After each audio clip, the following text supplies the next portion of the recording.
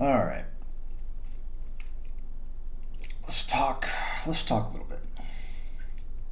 Let's talk a little bit about mental health. Um, I'm going through a period of very bad mental health right now, and this has happened a lot in the past for me. I know that my brain is a little bit. Um, I would put it like,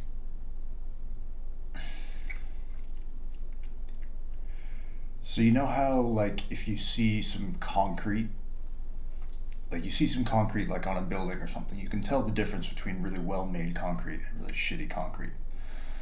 The well made concrete like holds itself together in a very solid shape. It's dense, it's consistent, and the shitty concrete is a little bit crumbly. It doesn't hold its shape, it chips at the edges, etc., etc.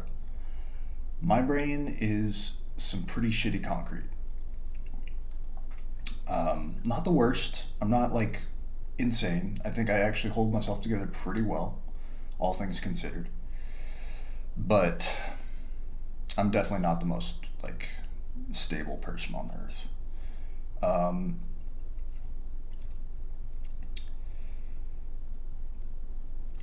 so what I wanted to talk about is my model of mental health, and it's too complicated of a topic to really cover all at once. But I had some thoughts.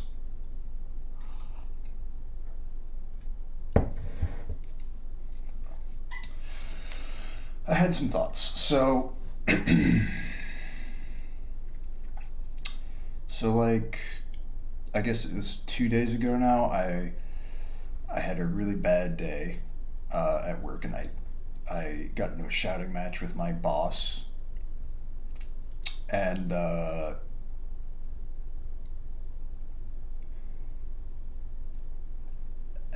I've been trying to put the pieces together of like what happened since then. I think it's important to note, and I don't know legally where it stands admitting something like this, but I've been doing a lot of magic mushrooms lately. And I think I am going to put this out there, and I don't know, I don't even know who this video is for, who's going to see it, but um, a couple days, maybe it was the day before, it might have been the day before, I had a really bad trip. Um, it started out really good, and then it went super negative. And I'm not, I mean, I can't trust my account of what happened, but I think I might have died. Um, which sounds weird. Like, what does that even mean? But, like, I think I stopped breathing for some extended periods.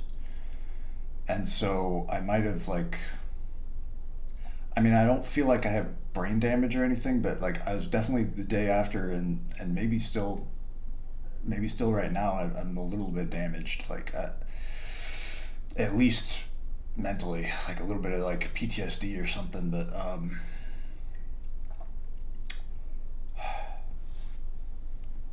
my thoughts are really scattered, as they always are, and I'm trying to piece this together. Like I said, my the concrete of my brain is not, it's not the most solid, so it can be hard to string thoughts together sometimes.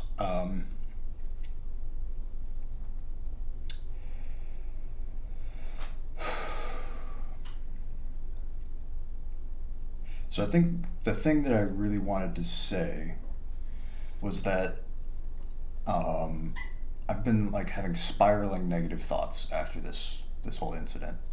Um, and one of the things that I was talking to a friend last night. I guess it's 4:30 in the morning right now. I'm like my timeline's all messed up. I was talking to a friend last night, and they said, I was saying like I'm having thoughts of just like quitting everything, burning it all down, leaving, and never coming back. And they said like it's okay to think like that.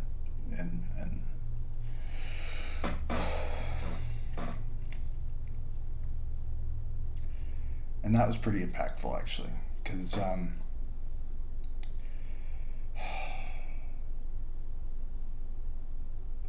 man, my stoic walls have been broken down the last few days. Um, I'm actually getting emotional, which I don't usually do. I, I, I don't know. I don't know what to think about all this, but the fact that they said it was okay to think like that was interesting, because then this is kind of a concept in mental health that I think has been very helpful for me, but I also continuously forget and discount, um, which is that there's having negative thoughts is one thing, and then judging yourself for having negative thoughts is just compounding negativity on negativity, and there's no sense to that. It's not going to help anything. But obviously, it's not that easy. If you could just stop having negative thoughts or stop being too self-critical, then you know, then we'd live in a fucking wonderland. If wishes were horses, we all would ride. Um, like thinking that you have control over your mind is foolish. It's just not true. You don't have control over your mind. Um, Occasionally you'll meet people, or you see people online who seem to be very self-disciplined and stuff, and that's great. But to a certain extent, like, the mind governing itself is like an illusion. There's no, I don't know.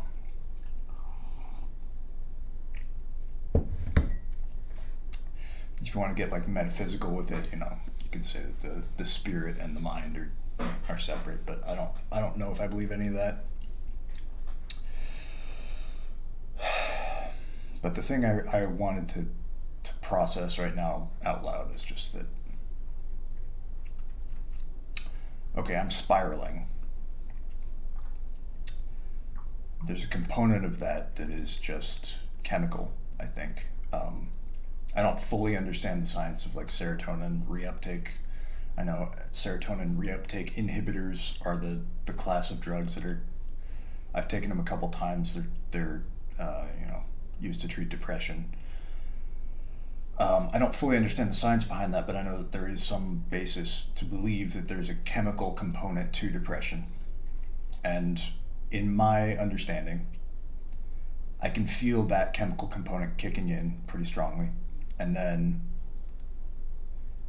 there's the element of self-judgment, which is more of a, I don't have the words to really describe this, but it's more of a philosophical, structural issue than a chemical one. The self-judgment, you can stop. You just have to catch yourself doing it. And that's kind of hard sometimes. So when I was talking about this to my friend, and I was describing my thoughts, I didn't quite realize that I was judging myself for having those thoughts. And then she said, it's okay, you can indulge that a little bit. Just let yourself think that for a little bit, and you'll come back from it eventually. And I'm like, I wasn't letting myself do that. I was like, why are you thinking like this? This is stupid. You're gonna destroy your life if you keep thinking like this. And you're just saying, like, let it ride. That's kind of what I needed.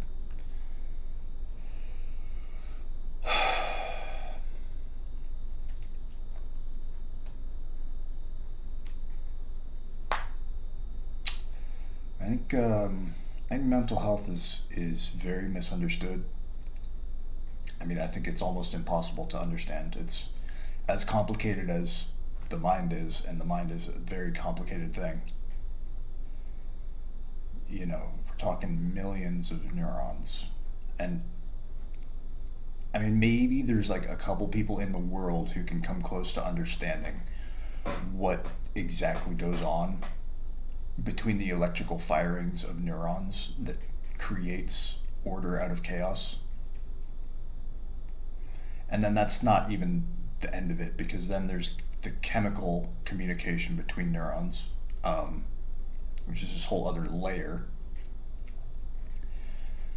And then with the way electricity works, it's not just ones and zeros.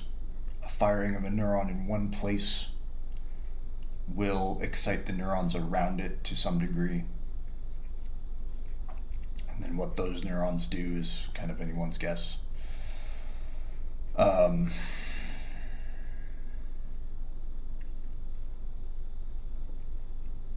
So like on the physical neuroscience level, it's pretty hard to determine what causes depression and what causes mental illness, schizophrenia, psychosis.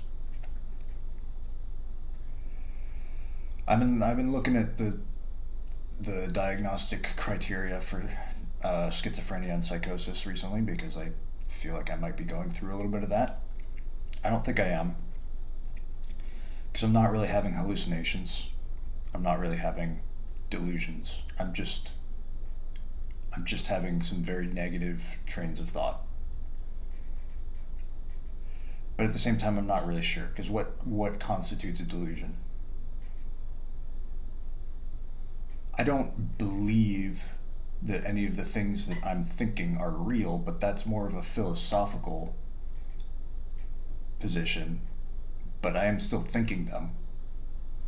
I'm still thinking about being on the street or sleeping in my car, or, literally or metaphorically burning down everything in my life. I'm still thinking about those things. I don't believe that I'm going to do them, and I don't believe that it would be right. So does that constitute a delusion? What about the way that I'm thinking about things at work, which is kind of exacerbating this whole issue? Does my belief that there are certain people at work who are out to get me constitute a delusion? Maybe, maybe not. I kind of have some evidence that they are out to get me.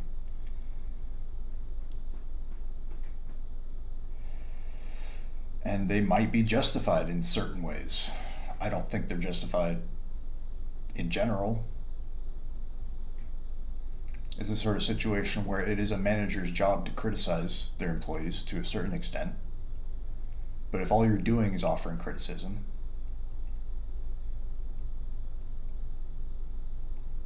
and you're not acknowledging the good things that are being done, then what am I supposed to think?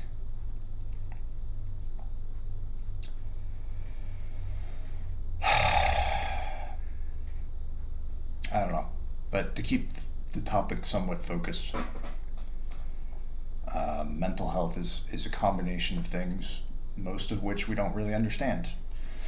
The things that we can understand typically are like philosophical more so than physical. You can understand mental health through more of a spiritual lens as well, but it's difficult. My drive for understanding mental health is just trying to fix my own poor mental health. And obviously that's not working very well, so I must not understand it that well. But you could also say that there's just plenty of stuff that's outside of my control. I may understand it perfectly well, but it doesn't mean I can control it. I think that stress is a major driving factor right now for me, and also the way I've been treating my body and my mind. But that's kind of always been somewhat inconsistent. I have self-destructive tendencies, and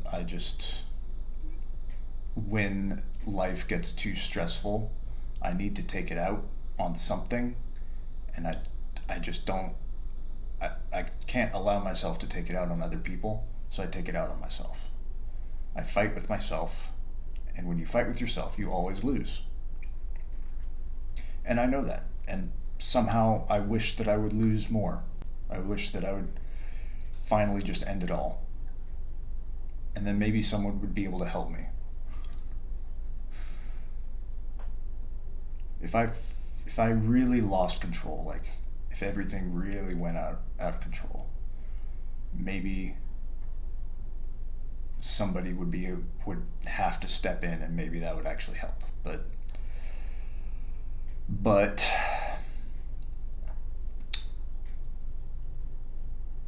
that's kind of weird, isn't it? Isn't that kind of weird? What if I broke that cycle and just asked for help first before things got that far? What would that mean? I don't know.